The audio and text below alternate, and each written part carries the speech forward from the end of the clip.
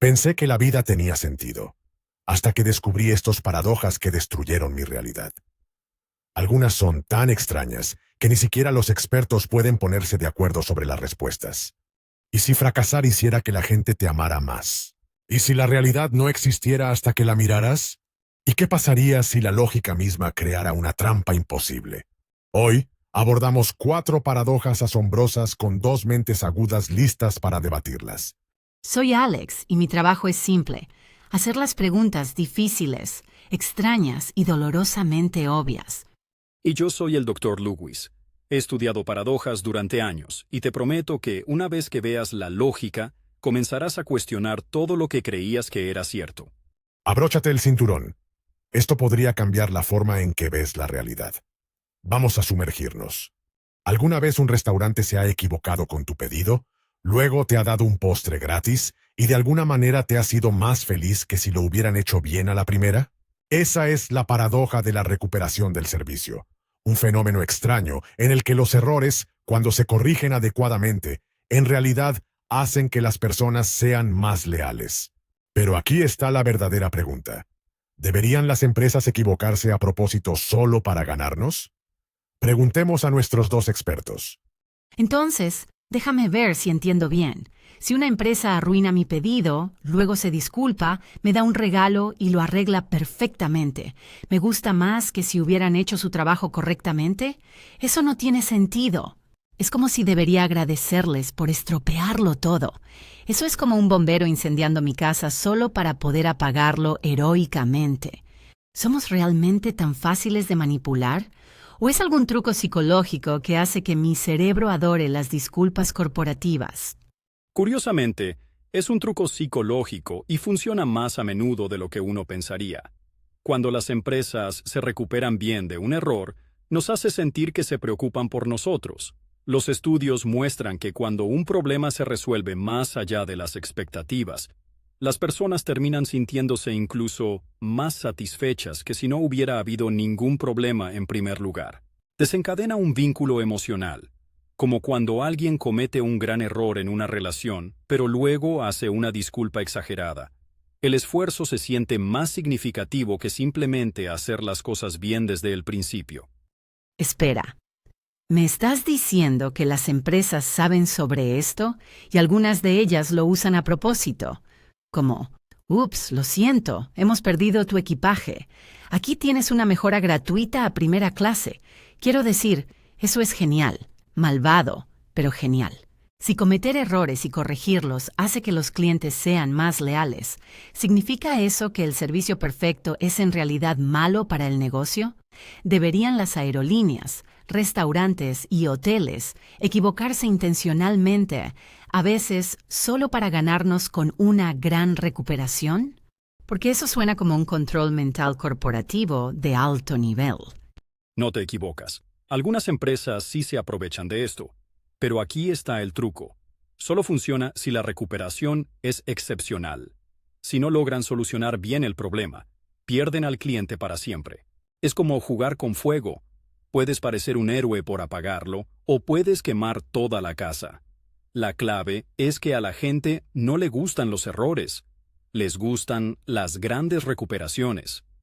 Así que si una empresa se equivoca demasiado a menudo o su solución no parece sincera, todo se vuelve en su contra de manera espectacular. Está bien, espera. Si esto funciona en los negocios, funciona también en las relaciones. Piénsalo, algunas parejas rompen y vuelven a estar juntas varias veces, y cada vez que se reúnen, se siente aún más apasionado que antes. ¿Significa eso que las parejas que pelean y se reconcilian tienen relaciones más fuertes que las parejas que simplemente nunca pelean? ¿Deberían las personas realmente comenzar discusiones solo para reconciliarse dramáticamente después? Quiero decir, por esta lógica, ¿no sería la relación llena de problemas y recuperaciones la más fuerte? No exactamente. La razón por la que la paradoja funciona en los negocios es porque se espera que las empresas sean perfectas. Así que cuando se recuperan bien, se siente como si hubieran hecho un esfuerzo adicional. Pero en las relaciones, la gente ve patrones. Si alguien constantemente inicia peleas solo para reconciliarse después, deja de sentirse especial, se siente manipulador. Una relación sólida no se construye sobre el conflicto y la recuperación, se construye sobre la confianza y la coherencia. La paradoja solo funciona cuando los errores se sienten raros y la recuperación se siente genuina. De lo contrario, solo estás jugando a la ruleta emocional. Entonces, ¿el fracaso realmente mejora las cosas? ¿O todos somos simplemente tontos por una disculpa bien sincronizada? Pero si piensas que esta paradoja es extraña, espera a escuchar sobre nuestra próxima. ¿Qué pasaría si la realidad misma no existiera hasta que la mires? Bienvenido al gato de Schrödinger. Imagina que pides un paquete en línea. Revisas el seguimiento y dice, en camino para entrega. Pero hasta que lo veas en tu puerta, está tanto entregado como perdido al mismo tiempo, al menos en tu mente. Ese es esencialmente la paradoja del gato de Schrödinger, una de las ideas más famosas y extrañas en la física cuántica. Sugiere que la realidad misma podría no estar definida hasta que la observamos. Pero, ¿significa eso que el universo estaba simplemente esperando a que nosotros apareciéramos? Vamos a sumergirnos. Está bien, déjame ver si entiendo bien. Hay un gato, ¿verdad? Y lo ponemos en una caja con un extraño artefacto de veneno radiactivo.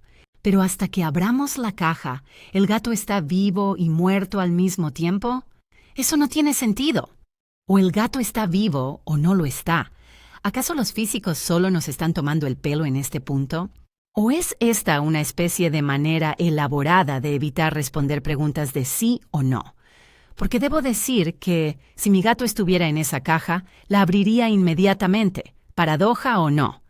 Entiendo por qué suena ridículo, pero en realidad es una manera perfecta de ilustrar lo extraña que es la mecánica cuántica. En el mundo microscópico, las partículas no se comportan como esperamos.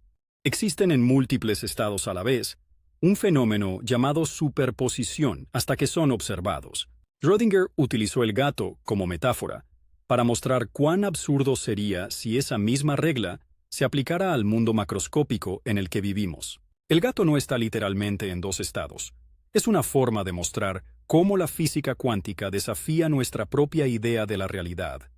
Entonces, ¿me estás diciendo que a nivel cuántico las cosas pueden estar en dos lugares a la vez, o ser dos cosas al mismo tiempo, pero de alguna manera, en el momento en que las miramos, simplemente deciden, como un niño atrapado haciendo algo malo, congelándose en cuanto entras en la habitación? ¿Es completamente una locura? ¿Significa esto que mi último examen de matemáticas fue aprobado y reprobado hasta que revisé mi calificación? Porque de ser así, hubiera preferido no mirarlo nunca y vivir en la probabilidad cuántica de ser un genio. Curiosamente, no estás tan lejos. Antes de ver tu nota, técnicamente existía como una nube de probabilidad de múltiples resultados. Una vez que revisaste, colapsaste esa nube en una sola realidad, tu puntuación final. En términos cuánticos, la medición determina la realidad. Lo mismo ocurre con las partículas. Existen en una mezcla de posibilidades hasta que son observadas. Pero aquí es donde se vuelve más extraño. Algunos experimentos sugieren que el comportamiento pasado de una partícula puede ser afectado por una observación futura. El significado, la realidad, podría ser decidida retroactivamente. Espera, ¿acabaste de decir que el futuro puede cambiar el pasado? Porque si eso es cierto, entonces necesito volver y observarme estudiando mucho más para ese examen de matemáticas. Quizás eso mejore mi nota. Pero en serio, si las cosas realmente no existen hasta que las vemos, ¿significa eso que todo el universo estaba simplemente por ahí, completamente indefinido, esperando que los humanos aparecieran y lo observaran? Como si fuera algún tipo de videojuego que solo carga el nivel cuando el jugador entra. Eso es en realidad un gran debate en física. Algunas teorías sugieren que la realidad está fundamentalmente ligada a la observación, lo que significa, de una manera extraña, que el universo necesitaba a alguien que lo observara para tomar forma. Otros argumentan que los efectos cuánticos solo ocurren en escalas diminutas, y el universo existía perfectamente antes de que llegáramos aquí. Pero al final del día, el gato de Schrödinger nunca se trató del gato, sino de desafiar nuestras suposiciones sobre la realidad misma. Y cuanto más aprendemos, más extraño se vuelve. Entonces, ¿la realidad solo existe porque la estamos observando? ¿O hemos mirado demasiado el problema? Pero si pensabas que esta paradoja era increíble, prepárate para la siguiente. ¿Qué sucede cuando la lógica misma crea un bucle imposible? Bienvenido a la paradoja del barbero. Imagina pasar junto a un letrero que dice: ignora este letrero. ¿Qué haces? Si lo ignoras, estás siguiendo las instrucciones, pero si sigues las instrucciones, no lo estás ignorando. Ese es el tipo de bucle lógico que derrite el cerebro en el corazón de la paradoja del barbero. Este es especial porque rompe la lógica misma, y aún así sigue sin resolverse. ¿Pero eso significa que la lógica tiene límites? Vamos a averiguarlo. Está bien, explícame esto como si tuvieras 5 años. Hay un barbero en un pueblo. Afeita a todos los hombres que no se afeitan a sí mismos, y solo a esos hombres. Hasta ahora, todo bien. Pero aquí está el problema. ¿Quién afeita al barbero? Si se afeita a sí mismo, está rompiendo su propia regla. Si no lo hace, entonces, según la regla, debe afeitarse a sí mismo. Entonces, ¿cuál es? Es como si el universo estuviera jugando una broma cruel a la lógica. Esto es peor que cuando mi GPS me dice que gire a la izquierda, mientras muestra una flecha hacia la derecha. ¿Significa esto que algunas cosas son simplemente imposibles de responder? Exactamente. Esta paradoja fue introducida por Bertrand Russell por primera vez y es un ejemplo perfecto de lo que sucede cuando la lógica autorreferencial se colapsa sobre sí misma. El barbero no puede existir bajo estas reglas, que es todo el punto. Es como decir, esta afirmación es falsa. Si es verdadera, entonces debe ser falsa. Si es falsa, entonces debe ser verdadera. La lógica misma se vuelve inestable, creando un bucle irresoluble. Russell en realidad descubrió esta paradoja mientras trabajaba en la teoría de conjuntos en matemáticas, que es la base del razonamiento lógico en sí. En otras palabras, esta paradoja no es solo divertida, exponía una falla en las matemáticas. Está bien. Espera. Entonces, lo que me estás diciendo es que la lógica, la base de las matemáticas, la ciencia y el pensamiento racional, ¿tiene fallos? Eso es como decirme que mi calculadora es secretamente mala en matemáticas. Y si la lógica puede descomponerse así, ¿significa eso que hay otras cosas en el universo que simplemente no tienen sentido, por mucho que intentemos resolverlas? Entonces, ¿hay preguntas que literalmente no tienen respuesta? ¡Bingo! Esta paradoja fue una llamada de atención para los matemáticos, demostrando que algunos sistemas lógicos son incompletos, lo que significa que siempre habrá preguntas que no podrán ser respondidas dentro de ese sistema. Esta idea fue posteriormente ampliada por el teorema de incompletitud de Kurt Gödel, que demostró que en cualquier sistema lógico complejo, siempre habrá enunciados verdaderos que no pueden ser probados dentro del propio sistema. En otras palabras, la lógica no es infalible, tiene límites. Y eso es aterrador para cualquiera que pensara que el universo podría explicarse perfectamente solo con la razón. Entonces, déjame ver si lo entiendo bien. ¿Hay verdades en el universo que no pueden ser probadas? Eso es como decir que hay libros que existen, pero que nunca se pueden escribir. Eso simplemente se siente mal. ¿Qué pasa si estamos viviendo dentro de una de esas contradicciones lógicas? ¿Y si todo el universo es como el barbero, atrapado en un bucle, tratando de resolver una pregunta imposible? ¿Y si la realidad misma es una paradoja? Oh, no, creo que he roto mi cerebro. Alguien envíe ayuda. Bienvenidos al mundo de las paradojas. La paradoja del barbero demuestra que la lógica puede fallar bajo ciertas condiciones. Algunas cosas simplemente no tienen respuestas, o al menos no dentro del sistema que estamos utilizando. Es un recordatorio de que, aunque la lógica es poderosa, no es la autoridad suprema en todo. Algunos misterios podrían ser irresolubles, sin importar cuán inteligentes nos volvamos. Entonces, si te duele el cerebro en este momento, felicidades. Estás empezando a pensar como un filósofo. Entonces, ¿significa esta paradoja que algunas preguntas son imposibles de responder? ¿O solo significa que estamos utilizando el sistema equivocado para encontrarlos? Pero si pensabas que esto era frustrante, espera a oír sobre la siguiente paradoja, porque se trata de algo con lo que todos luchamos a diario.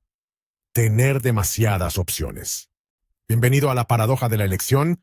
¿Alguna vez pasaste 30 minutos desplazándote por Netflix solo para rendirte y no ver nada? ¿O has estado en una tienda de comestibles mirando 100 marcas diferentes de cereales, abrumado por la indecisión? Esa es la paradoja de la elección, donde tener más opciones debería hacer la vida mejor. Pero en lugar de eso, hace que las decisiones sean más difíciles, más estresantes y menos satisfactorias. ¿Pero significa eso que demasiada libertad es mala para nosotros? Vamos a profundizar. Muy bien, entonces me estás diciendo que tener demasiadas opciones en realidad empeora la vida. Porque la última vez que lo verifiqué, se supone que tener más opciones es algo bueno. Como, imagina que un restaurante solo me da 2 opciones de comida: ensalada empapada o sopa misteriosa. Obviamente eso apesta. Pero si me dan 100 opciones, puedo elegir exactamente lo que quiero. Se supone que eso me hará más feliz, ¿verdad? Entonces, ¿por qué mi cerebro se bloquea cada vez que trato de elegir una película, o pedir comida, o incluso decidir qué ponerme? Y lo que es más importante, ¿por qué siempre me arrepiento de mi elección después? Sé que suena al revés, pero está comprobado psicológicamente. Cuantas más opciones tenemos, más difícil se vuelve sentirnos satisfechos con nuestra decisión. Esto se llama parálisis de decisión. Cuando tienes tantas opciones que te quedas atascado, lo piensas demasiado y terminas sintiéndote peor sin importar lo que elijas. E incluso después de que finalmente decides, comienzas a preguntarte, ¿y si una de las otras opciones era mejor? Eso lleva a remordimientos del comprador, ansiedad e insatisfacción general. Tener opciones es bueno, pero tener demasiadas en realidad nos hace menos felices. Entonces, déjame ver si lo entiendo bien. ¿La libertad de elección nos está haciendo miserables? Eso suena como algo que un dictador malvado diría justo antes de prohibir la toma de decisiones para siempre. Pero no puedo discutir con eso. Quiero decir, cada vez que abro Netflix, paso media hora desplazándome entre las opciones, luego veo lo mismo que ya he visto antes, o simplemente me doy por vencido por completo. Y ni hablemos de las compras. ¿Cómo se supone que voy a elegir un teléfono cuando hay 50 modelos casi idénticos? Si las opciones mejoran la vida, ¿por qué me dan ganas de gritar? Ese es exactamente el problema. Nuestros cerebros no fueron hechos para esto. Hace miles de años, los humanos no tenían que elegir entre 200 tipos de cereales o entretenimiento interminable. Teníamos opciones simples y binarias: cazar o descansar, luchar o huir, comer o morir de hambre. Nuestros cerebros evolucionaron para tomar decisiones rápidas basadas en la supervivencia, no para un análisis interminable. Pero la vida moderna nos ha sobrecargado con opciones y nuestros cerebros no se han adaptado. Nos quedamos atrapados en lo que los psicólogos llaman la paradoja de la elección, donde más opciones en realidad nos hacen sentir menos libres, más ansiosos y nunca completamente satisfechos. Entonces, si entiendo esto correctamente, ¿demasiada libertad es en realidad mala para mi salud mental? Eso es aterrador. Significa que hemos construido una sociedad que constantemente nos estresa al darnos demasiadas cosas para elegir. No es de extrañar que la gente se sienta más ansiosa que nunca. Pero aquí está la verdadera pregunta. Si menos opciones nos hacen más felices, ¿significa eso que cosas como menús simplificados, opciones de compra limitadas o incluso menos opciones políticas serían realmente mejores para la sociedad? Somos demasiado democráticos para nuestro propio bien. Los estudios demuestran que limitar las opciones puede aumentar la satisfacción, pero solo hasta cierto punto. Si eliminamos completamente las opciones, perdemos libertad, y a la gente le disgusta sentirse controlada. Pero si tenemos demasiados, nos paralizamos y nos sentimos miserables. El punto medio más feliz: opciones limitadas pero significativas. Es por eso que algunos negocios intencionalmente reducen opciones, para facilitar las decisiones y aumentar la felicidad. El problema no es la libertad en sí, es la libertad excesiva sin orientación. Entonces, ¿tener más libertad nos hace menos felices? ¿O simplemente estamos pensando demasiado en todo? De cualquier manera, háganos saber en los comentarios. Y si paradojas como esta te sorprenden, haz clic en el siguiente video, porque créeme, hay muchas más ideas que rompen la realidad esperándote.